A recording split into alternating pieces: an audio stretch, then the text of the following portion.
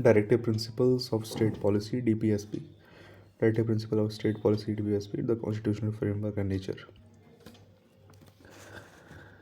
Enshrined in Part 4 of the Constitution, Article 36 to 51, fundamental in governance of the country, non-justiciable but constitutionally fundamental. State duty to apply this principle in lawmaking.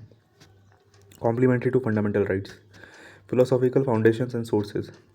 Inspired by Irish Constitution, based on Gandhian principle, reflect welfare state concept. Incorporate socialist ideal, blend of Indian traditions and modern concepts. Classification of directive principles, socialistic principles, welfare state. Article 38, secure social order for welfare of people. Article 39, certain principles of policy to be followed by the state. Article 39A, equal justice and free legal aid. Article 41, right to work, education and public assistance. Article 42, just and humane conditions of work. Article 43, living wage for workers. Article 43A, participation of workers in management. Article 47, duty to raise nutrition level and standard of living. Gandhian principles. Article 40, organization of village panchayats. Article 43, promotion of cottage industries. Article 46, promotion of educational and economic interest of weaker sections. Article 47, prohibition of intoxicating drinks and drugs. Article 48, organization of agriculture and animal husbandry. Liberal intellectual principles. Article 44, uniform civil code for citizens. Article 45, provision for early childhood care and education. Article 48, organization for agriculture and animal husbandry. Article 48A, protection and improvement of environment. Article 49, protection of monuments and places of national importance. Article 50, separation of judiciary from executive. Article 51, promotion of international peace and security. Key articles and their significance. Article 36, definition of state. Same definition as in Part 3, fundamental rights. Article 37, application of principles. Non-enforceable by any court. Fundamental in governance. State duty to apply in making laws. Article 38, welfare state principles. Secure social, economic and political justice. Minimize inequalities in income, status, facilities and opportunities. Article 39, specific policy directives. Adequate means of livelihood for citizens. Community ownership and control of material resources. Prevention of concentration of wealth. Equal pay for equal work for men and women. Protection of workers and children against exploitation. Article 39A, equal justice. Free legal aid to poor. Promotes justice on basis of equal opportunity.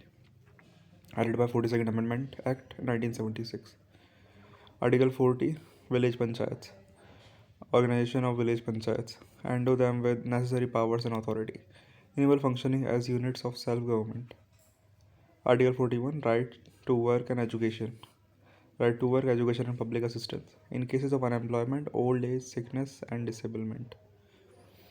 Article 42, humane working conditions. Just and humane conditions of work, maternity relief for women workers. Article 43, living wage.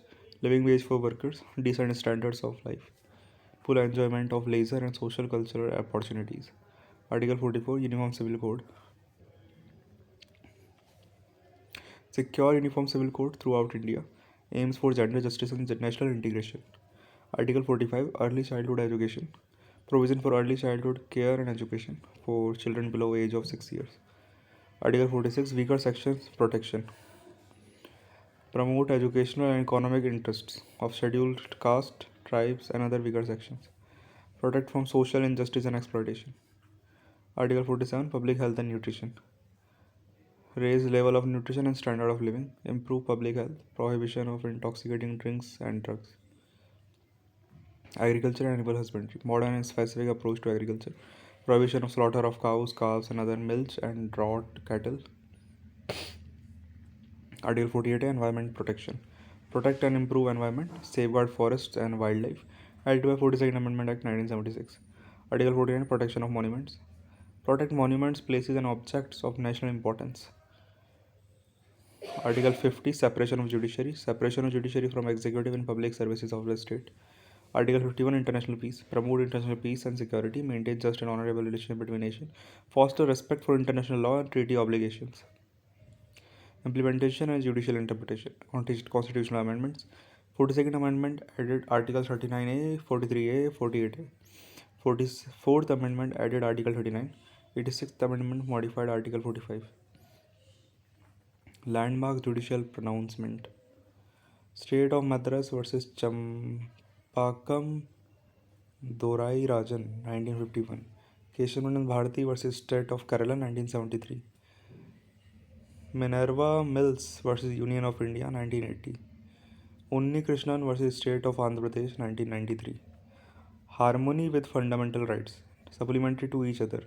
No inherent conflict between parts 3 and 4. Courts to interpret harmoniously. Fundamental rights as means, DPSP as ends. Significant legislation implementing DPSP. Social welfare laws. Manrega and Narega. Article 41. Right to Education Act, Article 45. Food Security Act, Article 47. Legal Services Authorities Act, Article 39A. Economic reforms, bank nationalization, Article 39. Abolition of Zamindari system, Article 49. Land ceiling laws, Article 39. Environmental protection, Environment Protection Act 1986, Article 48A. Wildlife Protection Act 1972, Forest Conservation Act 1980.